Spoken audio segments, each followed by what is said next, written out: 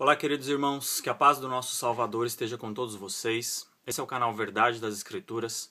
Eu tenho por intento despertá-los para que nós venhamos a ter mais contato com as Escrituras Sagradas, porque a leitura nos faz entender, nos faz despertar, ver, analisar o que está escrito com aquilo que tem sido ensinado tanto nas denominações protestantes evangélicas, quanto também a tradição que existe na Igreja Católica.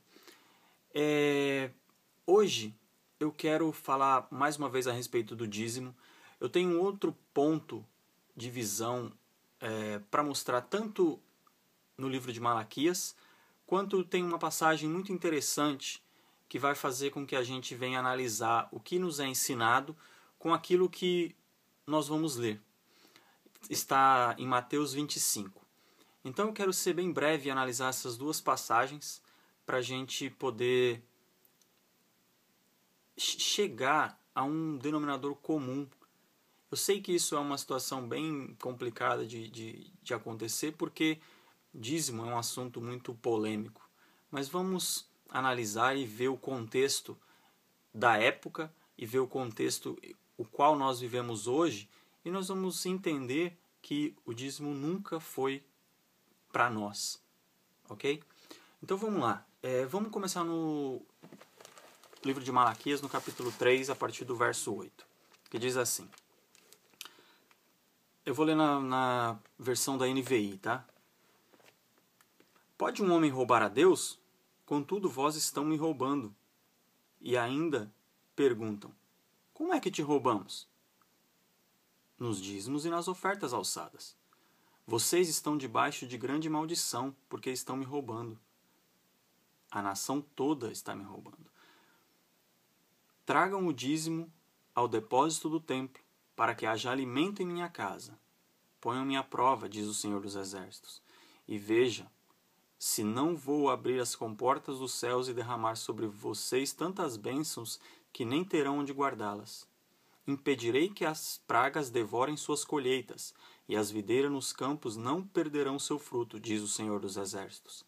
Então todas as nações os chamarão felizes, porque a terra de vocês será maravilhosa, diz o Senhor dos Exércitos. Então, analisando o texto, primeiramente, no verso 8 ele está falando, pode um homem roubar a Deus? Se você começar a ler um livro inteiro ou o contexto inteiro da história e parar de ler só pedacinhos, só versículos, você vai ver que essa frase está sendo direcionada não para você, não para todo o povo, não para qualquer homem que devolvesse ou que dava dízimo naquela época, mas para os sacerdotes. O capítulo 2 está dizendo assim, a partir do capítulo 2, no verso 1, diz assim, e agora esta advertência é para vocês, ó sacerdotes. Então, o contexto não muda. Se o contexto não muda, é para as mesmas pessoas que ele está falando. O livro inteiro de Malaquias, ele está falando, se referindo aos sacerdotes daquela época. O contexto é para aquela época. Se você trazer para os dias de hoje, não tem cabimento algum, não tem entendimento, não tem sentido algum. Ok? Então ele está falando para os sacerdotes, vocês estão me roubando. E ainda perguntam em que te roubamos. No que os sacerdotes estavam roubando? Nos dízimos e nas ofertas alçadas. Por quê? Porque ofertas alçadas, recolhidas, levantadas. O povo estava levando os dízimos e as ofertas. Porém, os sacerdotes é que não estavam levando completamente para o armazém.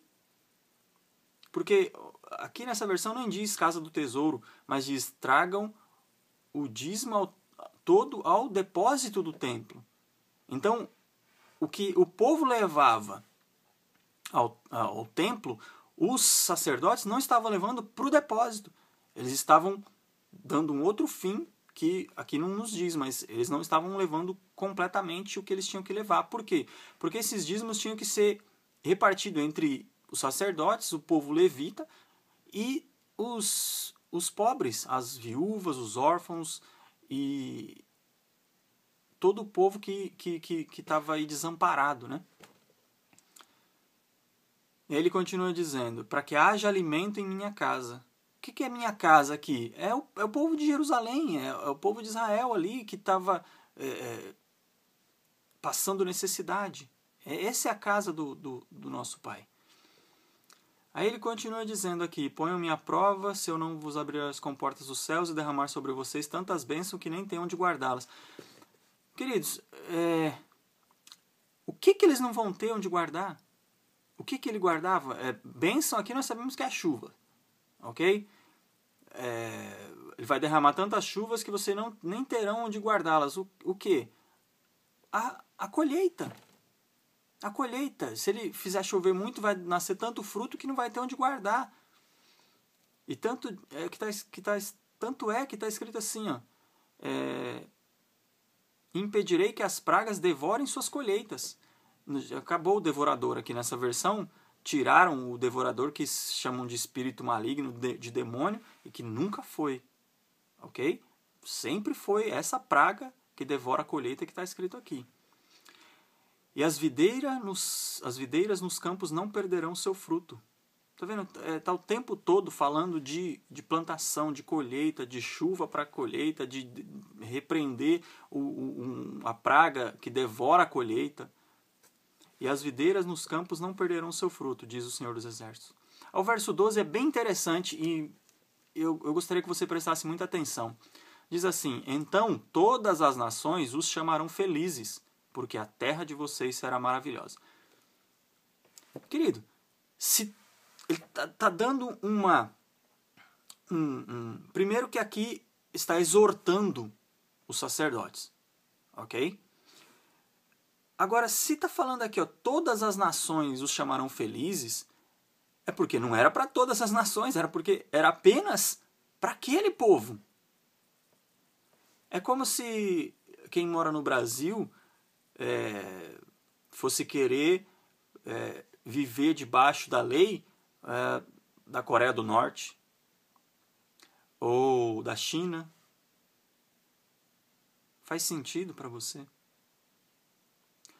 Mas o que eu quero dizer com esse texto é, os líderes religiosos hoje utilizam esse texto para dizer para você que tudo que você recebe, você tem que tirar 10% e levar para eles. Levar para uma denominação religiosa. Baseado em quê? Porque aqui não diz nada disso. Aqui não diz absolutamente nada disso. Aqui diz que a pessoa levava comida. Ah, mas é que na época não tinha dinheiro. Mentira. Você pode ler desde Gênesis, desde Abraão. José foi vendido por dinheiro. Isso é uma mentira. Dinheiro existe desde a época de Abraão. Tá? Então não faz o menor sentido. Aqui está claro, está claríssimo que os dízimos eram comida, eram plantações, eram a colheita e eram animais. Tá bom? E eles falam o seguinte, que você tem que levar para eles. Eles, os líderes religiosos, é que vão administrar esse dinheiro. Tá? Não importa como, você às vezes nem tem direito de saber. Né? Eles sempre dizem, não, se você quiser pedir o orçamento da igreja, ver onde está sendo gasto, você pode falar com fulano de tal tesoureiro, mas se você for, vão todos te olhar de cara feia. Você sabe disso. Você sabe disso. Vamos deixar de ser hipócritas ou inocentes, ingênuos e analisar o contexto sem achar que a pessoa é um ungido. Ninguém pode tocar no ungido. Isso é balela. Conversa que colocaram na sua cabeça. Tá bom?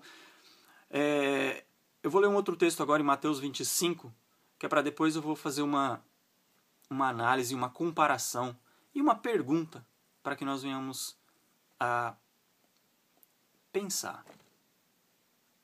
Quem está falando a verdade? Ok? Vamos lá. Em Mateus 25, a partir do verso 31 até o 46, eu vou ler na Bíblia de Revista e Atualizada, Almeida. E A epígrafe desse texto diz o grande julgamento, mas em outras Bíblias diz o juízo final. Mas o que é interessante para a gente ver é que o nosso Salvador está falando aqui do dia que nós vamos prestar conta com Ele.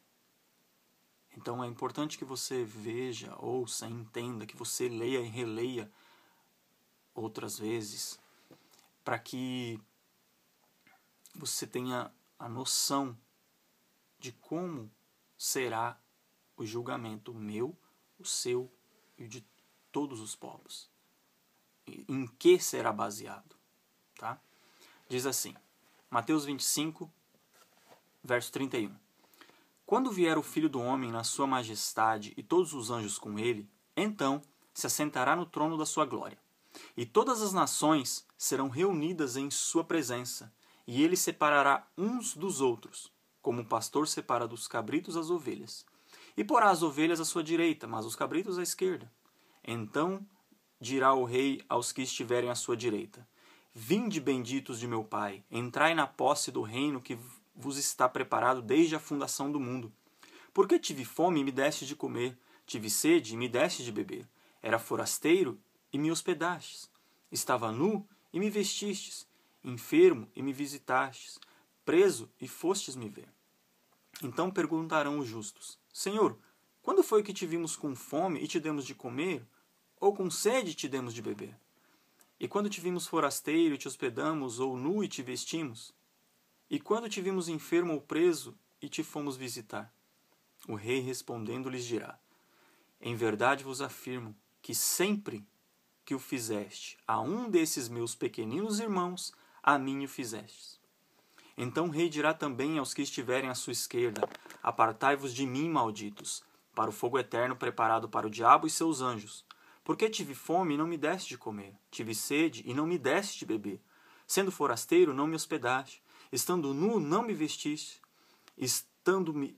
achando-me enfermo e preso, não fostes me ver. E eles perguntarão: Senhor, quando foi que te vimos com fome, com sede, forasteiro, nu, enfermo ou preso, e não te assistimos? Então lhes responderá: Em verdade vos digo, que sempre que o deixasse de fazer a um destes meus pequeninos, a mim o deixasse de fazer. E irão estes para o castigo eterno, porém os justos para a vida eterna.